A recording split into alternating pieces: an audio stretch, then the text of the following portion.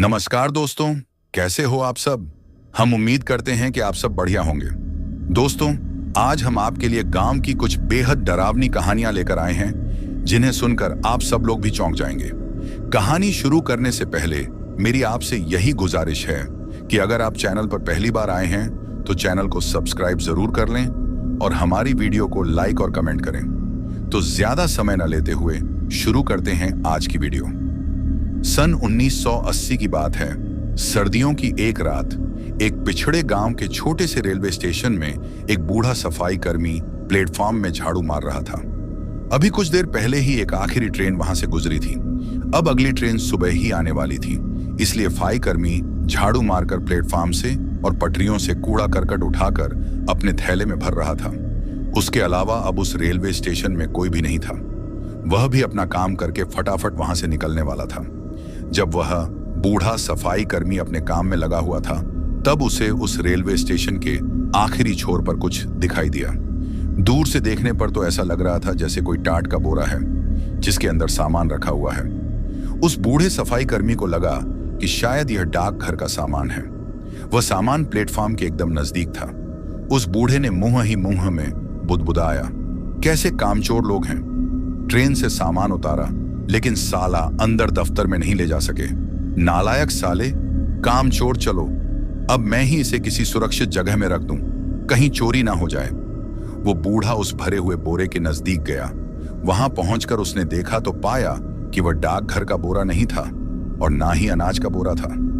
उस बूढ़े ने अपने झाड़ू के डंडे से उस बोरे के ऊपर मारकर देखा तो उसके अंदर कोई ठोस वस्तु नहीं थी।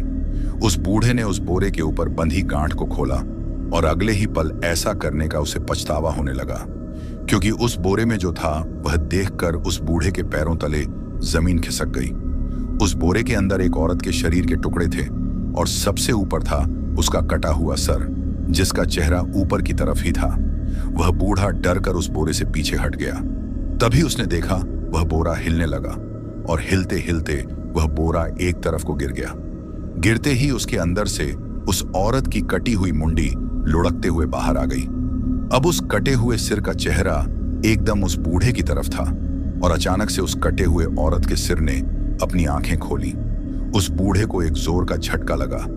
उसने अपनी छाती को दोनों हाथों से दबाया। उसकी आंखें ऊपर को चढ़ने लगी और वो धड़ाम से जमीन में गिर गया। डर के मारे उस बूढ़े को दिल का दौरा पड़ा और वो वहीं पर मर गया। अगली सुबह एक चाय वाले ने उस बूढ़े को उस प्लेटफॉर्म में मरा हुआ पाया और उसने उस बूढ़े की लाश के बगल में एक बोरा पड़ा हुआ देखा। उस चाय वाले ने उस बोरे को खोला तो देखा उसके अंदर 100 के 500 के नोटों की गड्डियां रखी हुई थीं। उस चाय वाले के मन में लालच आ गया। उसने मन में सोचा, जरूरी सफाई वाले ने डाकघर का पैसा चुराया होगा और खुशी के मारे इसको दिल का दौरा पड़कर इसकी मौत हो गई। उस चाय वाले ने वह नोटों से भरा बैग चुराने का फैसला किया। वह उस बोरे को उठाकर उस रेलवे स्टेशन से बाहर ले आया और एक रिक्शा करके उसे अपने घर ले गया। जैसा कि मैंने पहले ही बताया था कि वह एक ग्रामीण इलाका था जहां ज्यादा घर नहीं थे। उन्हीं घरों में से किसी एक घर के बाहर वो चाय वाला उस बोरे को लेकर रिक्शे से नीचे उतरा। उस बोरे को सही सलामत अपने घर के अंदर रखकर उसने अच्छे से घर में ताला लगा दिया और फिर वह वापस रेलवे स्टेशन में आ गया ताकि उसे पता रहे कि उस नोटों से भरे बोरे के बारे में कोई जांच पड़ताल या कोई पूछताछ तो नहीं हो रही। अगर वह खुद उस रेलवे स्टेशन से गायब मिलता तो स्टेशन मास्टर को उसी पर शक होता। इसलिए वह रेलवे स्टेशन में अपनी छोटी सी चाय की दुकान को खोलकर बैठ गया। उसकी बीवी उसके 3 बच्चों को लेकर मैके गई हुई थी। वह चाय वाला मन ही मन बहुत खुश था कि अब उनके दिन फिरने वाले हैं। दिन भर वह रेलवे स्टेशन में ही रहा, जहां वैसे भी ज्यादा लोग नहीं थे। एक स्टेशन मास्टर था, 2 कूली थे, एक चना मूंगफली बेचने वाला था और कुछ मुसाफिर थे। बस ज्यादा भीड़ नहीं थी उस छोटे से रेलवे स्टेशन पर, और जितने भी लोग थे वह भी बस उस बूढ़े सफाई कर्मी की मौत के बारे में बात कर रहे थे। मगर किसी ने भी उस नोटों से भरे हुए बोरे के बारे में कुछ नहीं बोला। चाय वाला खुश था कि अच्छा हुआ, किसी को उस बूढ़े के बारे में कुछ नहीं पता। उसने मन ही मन फैसला किया कि अब 2-3 दिन वह दुकान खोलेगा और फिर उसके बाद अपने बीवी बच्चों को लेकर वह किसी दूसरे बड़े शहर चला जाएगा। उस दिन खुशी खुशी में उसने सबको मुफ्त में एक चाय पिलाई। जब सबने पूछा कि भाई किस खुशी में मुफ्त चाय पिला रहे हो? तो वह बोला, अरे खुशी में नहीं, मालिक दुख में पिला रहा हूं। वह बूढ़े काका रोज मेरी दुकान से चाय पीते थे। आज उनकी मौत के बाद उनकी बहुत याद आ रही है, इसलिए सोचा कि उनकी याद में चाय ही पिला दूं। भगवान उनकी आत्मा को शांति दे। वह चाय वाला चाह रहा था कि कैसे करके दिन कटे और वह जल्दी अपने घर जाके नोट गिने। कम से कम 10 लाख रुपयों की उम्मीद थी उसे। वह दिन तो जैसे तैसे करके उसने काट लिया, मगर शाम ढलते ही उस रेलवे स्टेशन में पुलिस आ गई। चाय वाला सहम गया कि कहीं वह पुलिस उसी नोटों के भरे हुए बोरे के बारे में पूछने तो नहीं आई। कुछ देर तक उस रेलवे स्टेशन पुलिस की पूछताछ चलती रही और शाम को पुलिस के जाने के बाद स्टेशन मास्टर उसी चाय की दुकान पर चाय पीने को आया। तो स्टेशन मास्टर से चाय वाले ने पूछा, अब साहब ये पुलिस कहाँ आई थी? इधर कोनो चोरी हुई है का स्टेशन? मास्टर बोला, अरे नहीं, चोरी नहीं, बता रहे थे कि शहर से एक प्रिया नाम की शादीशुदा लड़की लापता है।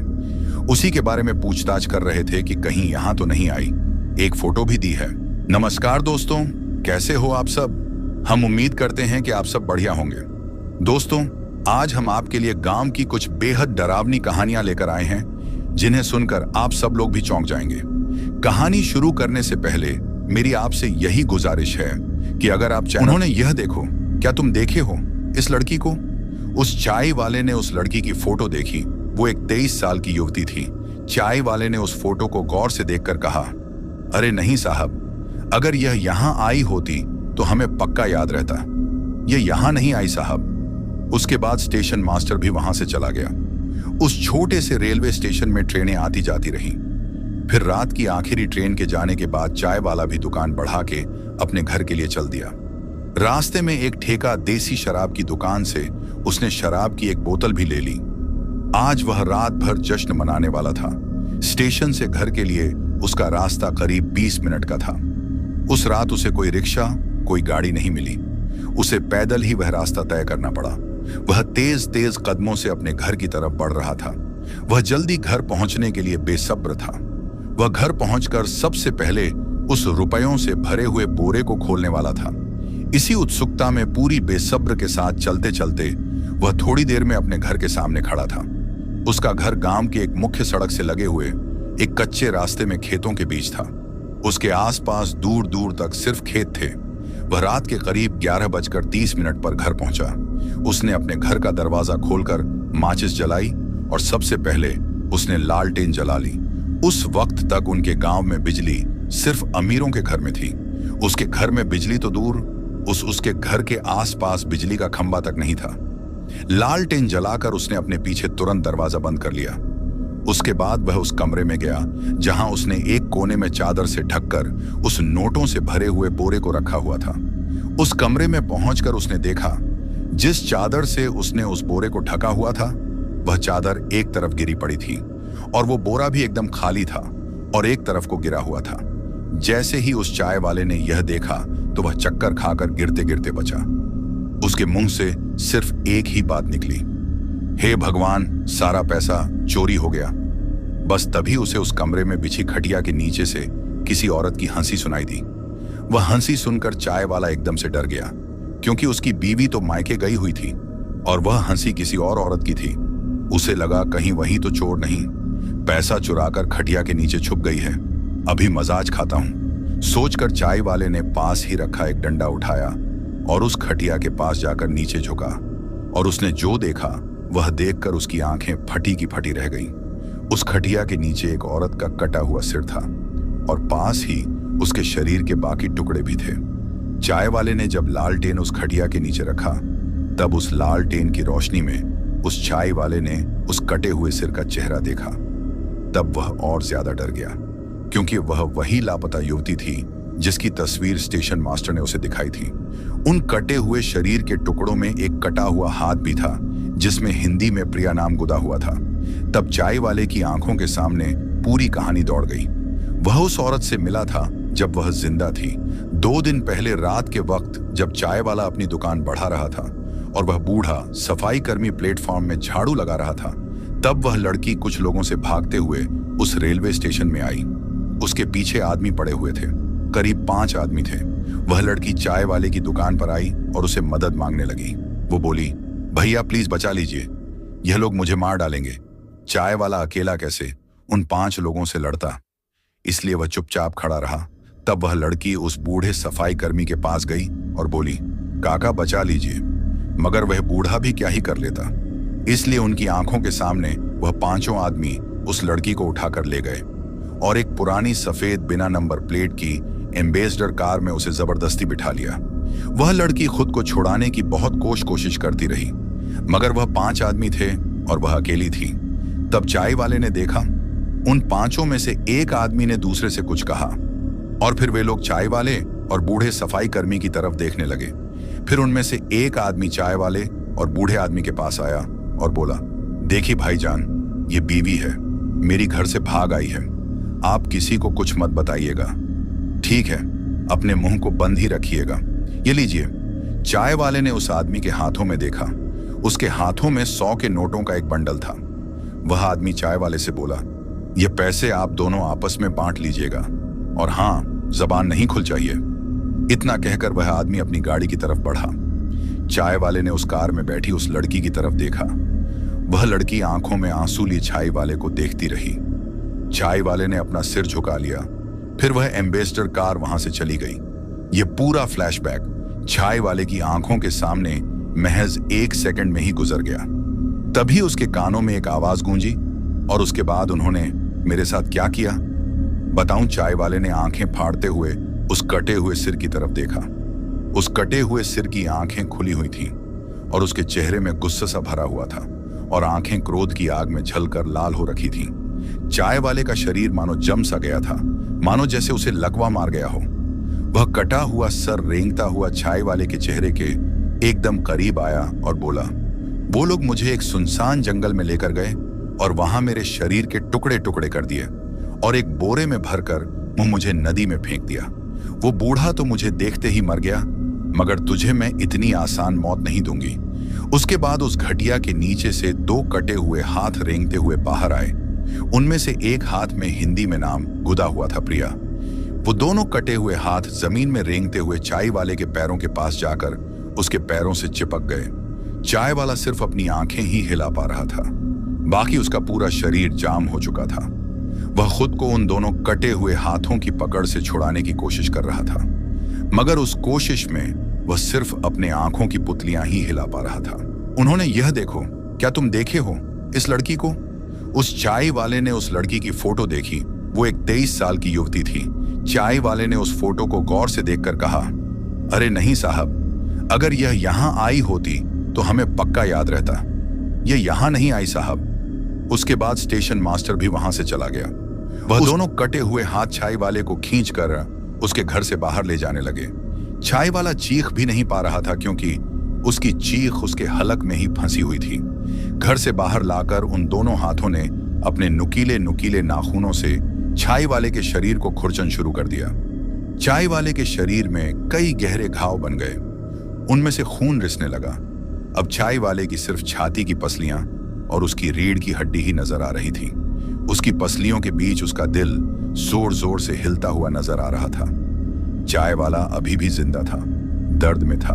1 घंटे तक चाय वाले का नरसंहार किया और उसके बाद वहां सब शांत हो गया। उस चाय वाले का किस्सा खत्म हो गया, मगर प्रिया का क्रोध अभी खत्म नहीं हुआ था।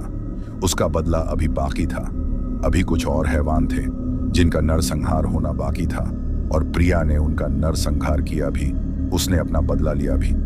अगले दिन उसी रेलवे स्टेशन में स्टेशन मास्टर अपने दफ्तर में बैठा हुआ था।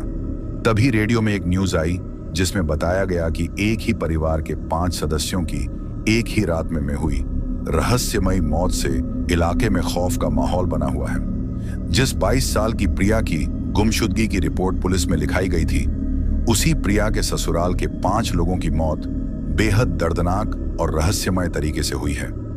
2 दिन पहले प्रिया के माता पिता ने पुलिस में रिपोर्ट लिखाई थी कि उनकी बेटी प्रिया ने 1 साल पहले शाहिद नाम के एक लड़के से प्रेम विवाह किया था। पिछले कुछ दिनों से उनकी बेटी प्रिया परेशान थी और फोन में रोती रहती थी और कहती थी कि उसे उसके ससुराल से लेकर जाएं, मगर पिछले 3 दिन से उसका फोन भी बंद आ रहा था। बेटी के ससुराल में पता किया तो पता चला कि प्रिया घर छोड़कर अपने मैके चली गई, मगर प्रिया मायके भी नहीं पहुंची थी। पुलिस प्रिया की तलाश में थी, मगर प्रिया नहीं मिली। पिछली रात प्रिया के ससुराल पक्ष के 5 आदमियों की लाश उन्हीं के घर के पीछे नाले में कटफटी हालत में मिली। सभी के सीने को चीर डाला था। उनके दिल गायब थे, उनकी आंखें नोच डाली थीं, उनके जबड़े टूटे हुए थे और उनकी जबान भी गायब थी। इतनी बेदर्दी से उन्हें और कौन ही मार सकता था। सिवाय प्रिया के उसी घर में पुलिस को एक बोरा मिला जिसमें प्रिया के शरीर के टुकड़े भरे हुए थे। बहुत पुरानी बात है। एक बार मंडी नाम के एक छोटे से गांव में एक पुराना सा रेलवे स्टेशन था जो कई सालों पहले ही बंद हो चुका था। उस रेलवे स्टेशन से अब कोई ट्रेन नहीं गुजरती थी। उससे कुछ दूरी पर एक नया स्टेशन बना था। उसमें नई पटरियां बिछाकर ट्रेनों को वहां से गुजारा जाता था। मगर मंडी रेलवे स्टेशन की पटरियां झाड़ियों के बीच छुपी हुई जंग खा रही थी। उस 2 कमरों वाले छोटे से रेलवे स्टेशन की दीवारें और छतें अब टूट चुकी थीं। वहां आसपास कोई आबादी नहीं थी, सिर्फ जंगल था। रात में वहां से गुजरने वाले कुछ लोगों का कहना था कि वह रेलवे स्टेशन भूतिया है। वहां से किसी औरत के चीखने की आवाजें आती हैं। कई बार लोग उस आवाज के पीछे उस रेलवे स्टेशन में भी गए, यह सोचकर कि शायद वहां कोई और औरत मुसीबत में है और उसे मदद चाहिए। मगर वहां पहुंचकर उन लोगों ने आसपास अच्छे से देखा और उस औरत को आवाज भी दी, मगर वहां ना कोई औरत दिखी और ना ही किसी औरत की आवाज सुनाई दी। तब धीरे धीरे आसपास के गांव वालों ने एक मत बना लिया कि उस रेलवे स्टेशन में किसी औरत का भूत है। धीरे धीरे लोगों ने वहां से आना जाना छोड़ दिया। मगर एक रात एक लड़का जिसका नाम मनोज था, वह शहर से मंडी गांव आ रहा था। देर रात वह बस स्टेशन में बस से उतरा। बस स्टेशन से बाहर आया तो उसे कोई रिक्शा, कोई गाड़ी नहीं दिखाई दी। रात के 11 बज चुके थे। इस वक्त तक वहां कोई रिक्शा या घोड़ा गाड़ी वाला नहीं रुकता था। सभी अपने अपने घर चले जाते थे क्योंकि आधी रात तक कोई सवारी नहीं मिलती थी। 1 या 2 सवारी के लिए कोई अपनी राह काली नहीं करना चाहता था। मनोज का घर बस स्टेशन से 7 किलोमीटर दूर था। अगर बाएं रोड जाता तो, लेकिन अगर वह शॉर्टकट मारे तो उसका घर बस 4 किलोमीटर के फासले पर था। मगर दिक्कत यह थी कि उसे उस पुराने वाले रेलवे स्टेशन के सामने से होते हुए गुजरना पड़ता। हालांकि मनोज 19 साल का एक गबरू जवान लड़का था, फिर भी लोगों की अफवाहों ने उसके दिमाग में भी उस रेलवे स्टेशन के बारे में डर बैठा कर रखा हुआ था। मनोज के पीठ में एक भारी पिट्ठू बैग था और वह उस भारी वजन को उठाकर 7 किलोमीटर पैदल चलने में भी घबरा रहा था। मनोज ने मन में सोचा कि उसने आज तक कभी कोई भूत नहीं देखा। बचपन से उसे बताया गया था कि गांव के पीछे वाले आम के बगीचे के बीच एक कुएं में चुड़ैल रहती है। वह हमेशा वहां जाने से डरता था। मगर एक बार उसकी बकरी उस बगीचे में चली गई। तब वह अपनी बकरी को वापस लाने के लिए उस बगीचे में घुसा। उसकी बकरी उस कुएं के पास उगी हुई हरी घास खा रही थी। तब मनोज उस बकरी को पकड़ने उस कुएं के पास भी गया और वह सकुशल वहां से अपनी बकरी को वापस अपने घर ले आया। और तब उस बगीचे वाले कुएं को लेकर उसका डर खत्म हुआ। वहां कोई चुड़ैल नहीं थी, बस वो गांव वालों की एक अफवाह थी। बस ऐसे ही मनोज ने सोचा, इस रेलवे स्टेशन के सामने से भी मैं यूं ही गुजर जाऊंगा कि पता ही नहीं चलेगा। भूत वूत कुछ नहीं होता, सिर्फ मन का वहम होता है। ऐसा सोचकर मनोज ने वह गलत मोड़ ले ही लिया जो उसे नहीं लेना चाहिए था। मनोज सुनसान रास्तों से चलते हुए उस रेलवे स्टेशन के पास पहुंचा। अब उसे उस रेलवे स्टेशन के प्लेटफॉर्म के ऊपर से गुजरना था, क्योंकि उसी के बाद एक कच्चा रास्ता उसके घर की ओर जाता था, जहां पहले तो चहल पहल रहा करते थे। मगर अब वह रास्ता भी एकदम सुनसान था। उस रेलवे स्टेशन के चारों तरफ अंधेरा था। कहीं कोई बिजली का खंभा नहीं था, मगर आसमान साफ था। चांद भी पूरा खिला हुआ चमचमा रहा था। उसी चांदनी में अच्छा खासा साफ नजर आ रहा था। मनोज ऊपर से भले ही नीडर बनकर चलने की कोशिश कर रहा था, मगर अंदर ही अंदर वह डर रहा था। वह सहमा हुआ। वह दोनों कटे हुए हाथ छाई वाले को खींचकर उसके घर से बाहर ले जाने लगे। छाई वाला चीख भी नहीं पा रहा था, क्योंकि उसकी चीख उसके हलक में ही फंसी हुई थी। घर से बाहर लाकर उन दोनों हाथों ने अपने नुकीले उस रेलवे स्टेशन के प्लेटफॉर्म पर चलता हुआ आगे बढ़ रहा था कि तभी उसे कुछ आवाज सुनाई दी, मान जैसे कोई झाड़ू लगा रहा हो। मनोज ने उस आवाज को इग्नोर किया और अपने रास्ते आगे बढ़ता रहा। तभी वह आवाज आनी बंद हो गई और किसी ने मनोज का नाम पुकारा। मनोज, मनोज, इतनी रात गए, तू यहां क्या कर रहा है? तुझे डर नहीं लगता? वह एक औरत की आवाज थी। मनोज ने झट से उस तरफ देखा जिधर से आवाज आ रही थी। उसने देखा उस रेलवे स्टेशन की टूटी हुई एक मंजिला इमारत के पास एक औरत सफेद साड़ी पहने हुए खड़ी थी। उसके हाथ में झाड़ू था। अंधेरे की वजह से यह भी साफ सा दिखाई नहीं दे रहा था, पर इतना पता चल रहा था कि साड़ी पहने कोई औरत खड़ी है। मनोज उसे देखकर डर गया और भागने के लिए उसने अपना पैर उठाया ही था कि तभी उसके पिट्ठू बैग का एक फीता टूट गया, जिससे उस भारी बैग का वजन एक तरफ को बढ़ गया और मनोज लड़खड़ाकर धड़ाम से उस प्लेटफॉर्म से नीचे पटरियों पर गिर गया। मनोज पटरियों में गिरा हुआ था कि तभी उसे एक ट्रेन का हॉर्न सुनाई दिया और एक बड़ी सी तेज जू की तरफ बढ़ती सी दिखाई दी। वह तेज रोशनी उसी ट्रेन की थी जो तेज रफ्तार के साथ मनोज की तरफ बढ़ रही थी। इससे पहले कि मनोज खड़ा होकर वहां से भागता, वह ट्रेन पूरी रफ्तार से उससे टकरा गई। मगर तभी मनोज को एक औरत की हंसी सुनाई दी। उस हंसी की आवाज को सुनकर मनोज ने आंखें खोली। उसने देखा वह पटरी में गिरा हुआ था। एकदम सही सलामत वहां कोई ट्रेन नहीं आई थी। अब मनोज को समझ आ गया था कि उस रेलवे स्टेशन के बारे में लोग जो बातें करते थे वह सब सच थी। मनोज वापस पटरी से ऊपर प्लेटफॉर्म पर आया। उसने अपने बैग को वापस पीठ पर टांगा और फिर वह भागने की कोशिश करने लगा मगर उससे भागा नहीं जा रहा था, क्योंकि उसका बैग अब बहुत भारी हो चुका था। तभी उसके कान में एकदम पास से एक आवाज आई, मनोज मुझे भी ले चलना, ले चलना। जैसे ही मनोज ने वह आवाज सुनी, उसने वह बैग नीचे फेंका और पलटकर अपने बैग की तरफ देखा, और जो देखा वह देखकर उसकी आंखें फटती चली गई। उसके पिट्ठू बैग के ऊपर एक औरत बैठी हुई थी। अंधेरे की वजह से साफ नहीं दिख रहा था, मगर औरत ही थी। उसके बाल खुले हुए बिखरे हुए थे। उसका चेहरा एकदम काला और जला हुआ सा प्रतीत हो रहा था। मनोज ने अपना बैग वहीं छोड़ा और वहां से बाहर की ओर भागने लगा। बैग वह सुबह को गांव वालों के साथ आकर भी वहां से ले जा सकता था, इसलिए वह वहां से बिना बैग के ही भाग खड़ा हुआ। वह उस स्टेशन से निकलकर गांव की ओर जाने लगा। जिस रास्ते में वह दौड़ रहा था, उस संकरे से रास्ते के दोनों तरफ ऊंची ऊंची घनी झाड़ियां थीं। उन कांटेदार झाड़ियों के बीच भागते हुए मनोज की बांह भी छिल जा रही थी। मनोज अभी उसी रास्ते के बीच दौड़ रहा था कि तभी उसने अपने सामने उसी संकरे रास्ते के बीच कुछ दूरी पर जमीन में अपने पिट्ठू बैग को पड़ा हुआ देखा, जिसे वो पीछे स्टेशन पर ही छोड़ आया था। वह दौड़कर अपने बैग के पास पहुंचा और जैसे ही वह उसे उठाने के लिए झुका, झाड़ी के अंदर से एक हाथ आया और उसने उस बैग को झाड़ियों के अंदर खींच लिया। और बस तभी उस झाड़ी के अंदर से वही भयानक हंसी की आवाज आई।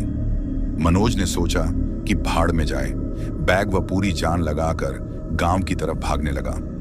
गांव के बाहर पहुंचने पर उसने एक बरगद के पेड़ के पास चबूतरे पर अपना वही बैग पड़ा हुआ देखा, मगर इस बार वह अपने बैग के पास नहीं गया। वो अपने घर की तरफ भागता रहा। वह गांव की कच्ची सड़क, जिसके दोनों तरफ खेत थे, उसमें दौड़ा जा रहा था। तभी उसे अपने पीछे दूर से किसी ट्रैक्टर की आवाज सुनाई दी। उसने पलटक पीछे देखा।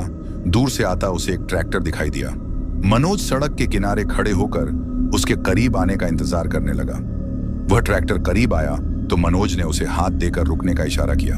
वह ट्रैक्टर रुका। मनोज ने देखा उसमें धोती कुर्ता और पगड़ी पहने एक आदमी बैठा हुआ था, जो उस ट्रैक्टर का ड्राइवर था, और उसके बगल में घूंघट डाले एक औरत बैठी हुई थी। ट्रैक्टर रोककर उसका ड्राइवर कुछ नहीं बोला। मनोज ने ही उससे कहा, भैया मुझे खेड़ी जाना है, मुझे वहां तक ले चलो। उस ड्राइवर ने हाथ से इशारा करके पीछे ट्रॉली में बैठने को कहा। मनोज दौड़कर ट्रैक्टर के पीछे लगी हुई ट्रॉली में जाकर बैठ गया। ट्रैक्टर स्टार्ट हुआ और खेड़ी गांव की तरफ चल दिया। अभी मनोज को बैठे हुए कुछ ही देर हुई थी कि उसने गौर किया कि उस ट्रॉली के एक अंधेरे कोने में कोई बैठा हुआ है। यह देखकर मनोज डर से सिहर उठा। तभी आगे सड़क में एक मोड़ आया और तब उस ट्रॉली के पीछे उस अंधेरे कोने में चांद की डायरेक्ट रोशनी पड़ी।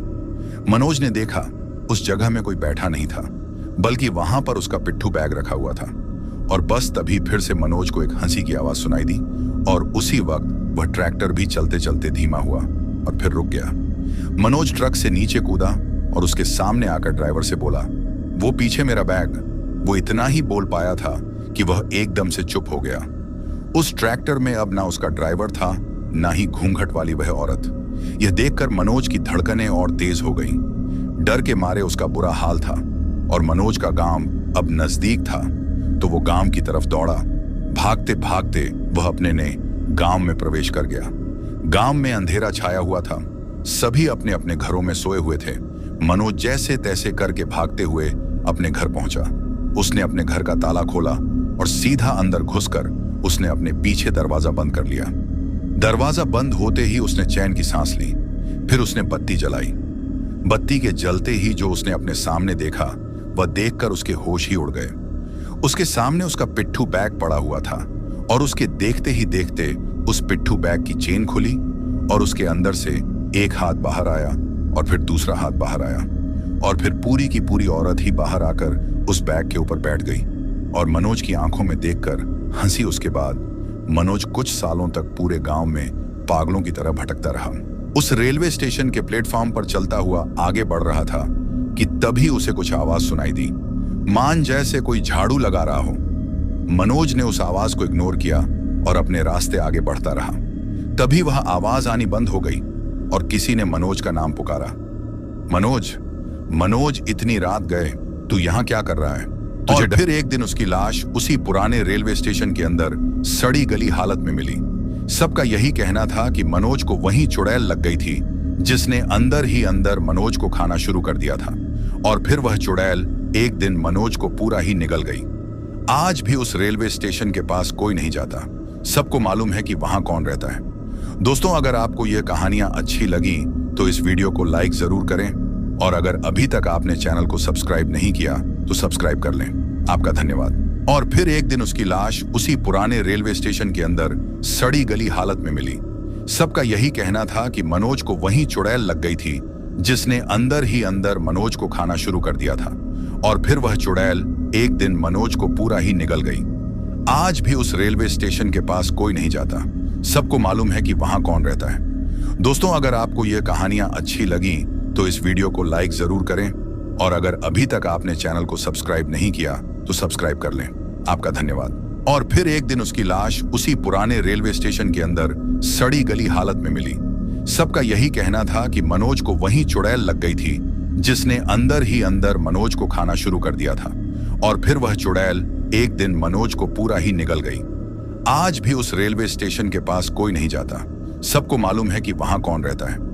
दोस्तों, अगर आपको ये कहानियां अच्छी लगी तो इस वीडियो को लाइक जरूर करें और अगर अभी तक आपने चैनल को सब्सक्राइब नहीं किया तो सब्सक्राइब कर लें। आपका धन्यवाद। और फिर एक दिन उसकी लाश उसी पुराने रेलवे स्टेशन के अंदर सड़ी गली हालत में मिली। सबका यही कहना था कि मनोज को वहीं चुड़ैल लग गई थी जिसने अंदर ही अंदर मनोज को खाना शुरू कर दिया था और फिर वह चुड़ैल एक दिन मनोज को पूरा ही निगल गई। आज भी उस रेलवे स्टेशन के पास कोई नहीं जाता। सबको मालूम है कि वहां कौन रहता है। दोस्तों, अगर आपको ये कहानियां अच्छी लगी तो इस वीडियो को लाइक जरूर करें और अगर अभी तक आपने चैनल को सब्सक्राइब नहीं किया तो सब्सक्राइब कर लें। आपका धन्यवाद। और फिर एक दिन उसकी लाश उसी पुराने रेलवे स्टेशन के अंदर सड़ी गली हालत में मिली। सबका यही कहना था कि मनोज को वहीं चुड़ैल लग गई थी जिसने अंदर ही अंदर मनोज को खाना शुरू कर दिया था और फिर वह चुड़ैल एक दिन मनोज को पूरा ही निगल गई। आज भी उस रेलवे स्टेशन के पास कोई नहीं जाता। सबको मालूम है कि वहां कौन रहता है। दोस्तों, अगर आपको ये कहानियां अच्छी लगी तो इस वीडियो को लाइक जरूर करें और अगर अभी तक आपने चैनल को सब्सक्राइब नहीं किया तो सब्सक्राइब कर लें। आपका धन्यवाद। और फिर एक दिन उसकी लाश उसी पुराने रेलवे स्टेशन के अंदर सड़ी गली हालत में मिली। सबका यही कहना था कि मनोज को वहीं चुड़ैल लग गई थी जिसने अंदर ही अंदर मनोज को खाना शुरू कर दिया था और फिर वह चुड़ैल एक दिन मनोज को पूरा ही निगल गई। आज भी उस रेलवे स्टेशन के पास कोई नहीं जाता। सबको मालूम है कि वहां कौन रहता है। दोस्तों, अगर आपको ये कहानियां अच्छी लगी तो इस वीडियो को लाइक जरूर करें और अगर अभी तक आपने चैनल को सब्सक्राइब नहीं किया तो सब्सक्राइब कर लें। आपका धन्यवाद। और फिर एक दिन उसकी लाश उसी पुराने रेलवे स्टेशन के अंदर सड़ी गली हालत में मिली। सबका यही कहना था कि मनोज को वहीं चुड़ैल लग गई थी जिसने अंदर ही अंदर मनोज को खाना शुरू कर दिया था और फिर वह चुड़ैल एक दिन मनोज को पूरा ही निगल गई। आज भी उस रेलवे स्टेशन के पास कोई नहीं जाता। सबको मालूम है कि वहां कौन रहता है। दोस्तों, अगर आपको ये कहानियां अच्छी लगी तो इस वीडियो को लाइक जरूर करें और अगर अभी तक आपने चैनल को सब्सक्राइब नहीं किया तो सब्सक्राइब कर लें। आपका धन्यवाद। और फिर एक दिन उसकी लाश उसी पुराने रेलवे स्टेशन के अंदर सड़ी गली हालत में मिली। सबका यही कहना था कि मनोज को वहीं चुड़ैल लग गई थी जिसने अंदर ही अंदर मनोज को खाना शुरू कर दिया था और फिर वह चुड़ैल एक दिन मनोज को पूरा ही निगल गई। आज भी उस रेलवे स्टेशन के पास कोई नहीं जाता। सबको मालूम है कि वहां कौन रहता है। दोस्तों, अगर आपको ये कहानियां अच्छी लगी तो इस वीडियो को लाइक जरूर करें और अगर अभी तक आपने चैनल को सब्सक्राइब नहीं किया तो सब्सक्राइब कर लें। आपका धन्यवाद। और फिर एक दिन उसकी लाश उसी पुराने रेलवे स्टेशन के अंदर सड़ी गली हालत में मिली। सबका यही कहना था कि मनोज को वहीं चुड़ैल लग गई थी जिसने अंदर ही अंदर मनोज को खाना शुरू कर दिया था और फिर वह चुड़ैल एक दिन मनोज को पूरा ही निगल गई। आज भी उस रेलवे स्टेशन के पास कोई नहीं जाता। सबको मालूम है कि वहां कौन रहता है। दोस्तों, अगर आपको ये कहानियां अच्छी लगी तो इस वीडियो को लाइक जरूर करें और अगर अभी तक आपने चैनल को सब्सक्राइब नहीं किया तो सब्सक्राइब कर लें। आपका धन्यवाद। और फिर एक दिन उसकी लाश उसी पुराने रेलवे स्टेशन के अंदर सड़ी गली हालत में मिली। सबका यही कहना था कि मनोज को वहीं चुड़ैल लग गई थी जिसने अंदर ही अंदर मनोज को खाना शुरू कर दिया था और फिर वह चुड़ैल एक दिन मनोज को पूरा ही निगल गई। आज भी उस रेलवे स्टेशन के पास कोई नहीं जाता। सबको मालूम है कि वहां कौन रहता है। दोस्तों, अगर आपको ये कहानियां अच्छी लगी तो इस वीडियो को लाइक जरूर करें और अगर अभी तक आपने चैनल को सब्सक्राइब नहीं किया तो सब्सक्राइब कर लें। आपका धन्यवाद। और फिर एक दिन उसकी लाश उसी पुराने रेलवे स्टेशन के अंदर सड़ी गली हालत में मिली। सबका यही कहना था कि मनोज को वहीं चुड़ैल लग गई थी जिसने अंदर ही अंदर मनोज को खाना शुरू कर दिया था और फिर वह चुड़ैल एक दिन मनोज को पूरा ही निगल गई। आज भी उस रेलवे स्टेशन के पास कोई नहीं जाता। सबको मालूम है कि वहां कौन रहता है। दोस्तों, अगर आपको ये कहानियां अच्छी लगी तो इस वीडियो को लाइक जरूर करें और अगर अभी तक आपने चैनल को सब्सक्राइब नहीं किया तो सब्सक्राइब कर लें। आपका धन्यवाद। और फिर एक दिन उसकी लाश उसी पुराने रेलवे स्टेशन के अंदर सड़ी गली हालत में मिली। सबका यही कहना था कि मनोज को वहीं चुड़ैल लग गई थी जिसने अंदर ही अंदर मनोज को खाना शुरू कर दिया था और फिर वह चुड़ैल एक दिन मनोज को पूरा ही निगल गई। आज भी उस रेलवे स्टेशन के पास कोई नहीं जाता। सबको मालूम है कि वहां कौन रहता है। दोस्तों, अगर आपको ये कहानियां अच्छी लगी तो इस वीडियो को लाइक जरूर करें और अगर अभी तक आपने चैनल को सब्सक्राइब नहीं किया तो सब्सक्राइब कर लें। आपका धन्यवाद। और फिर एक दिन उसकी लाश उसी पुराने रेलवे स्टेशन के अंदर सड़ी गली हालत में मिली। सबका यही कहना था कि मनोज को वहीं चुड़ैल लग गई थी जिसने अंदर ही अंदर मनोज को खाना शुरू कर दिया था और फिर वह चुड़ैल एक दिन मनोज को पूरा ही निगल गई। आज भी उस रेलवे स्टेशन के पास